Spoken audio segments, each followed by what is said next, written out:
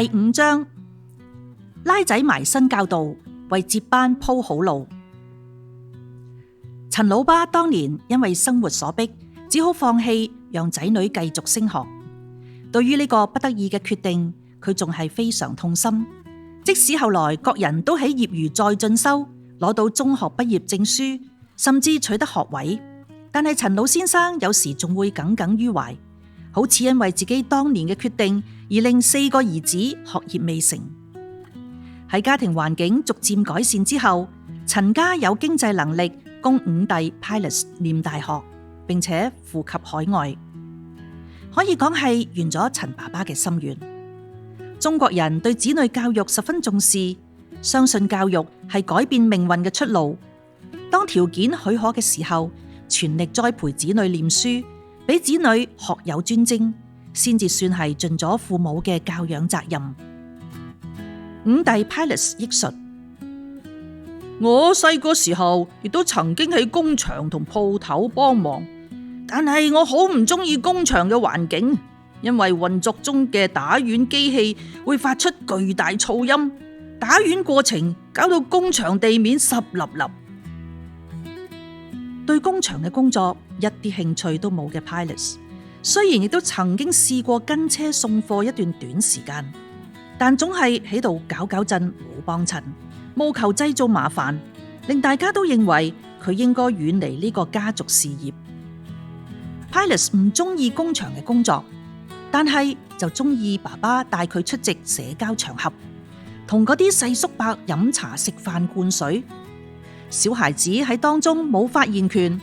但係喺旁邊聽住就好似上咗一課又一課嘅 MBA 教育。呢啲經營之道係實際市場上用得着嘅。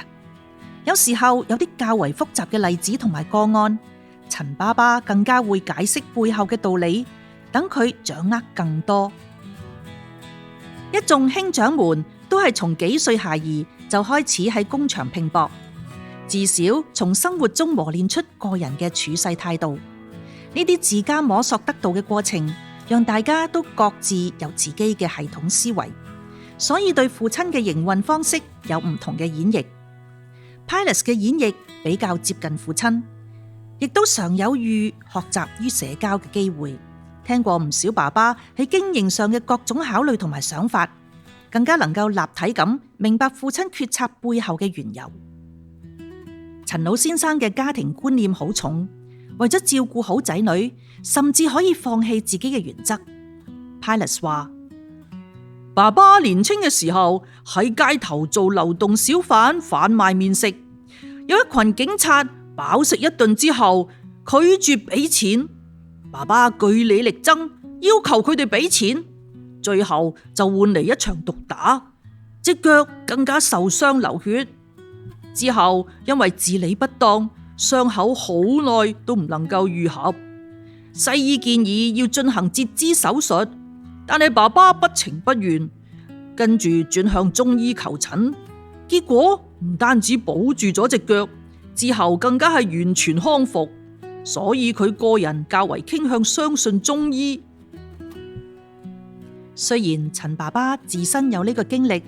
但係每當仔女生病，陳爸爸都帶住仔女四出求醫，為求醫好，不論中醫或者西醫，又或者要負擔高昂醫藥費，都在所不惜。Pius 深刻記得陳爸爸咁樣同佢講：呢個係為人父嘅天職，必須要做。呢種愛家精神成為咗陳家嘅家風。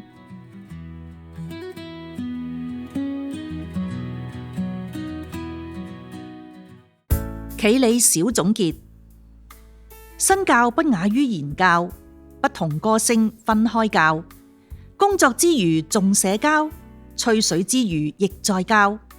子女生病心中絞，行得靈方拿來抄。唔怕子女難管教，守得雲開明月皎。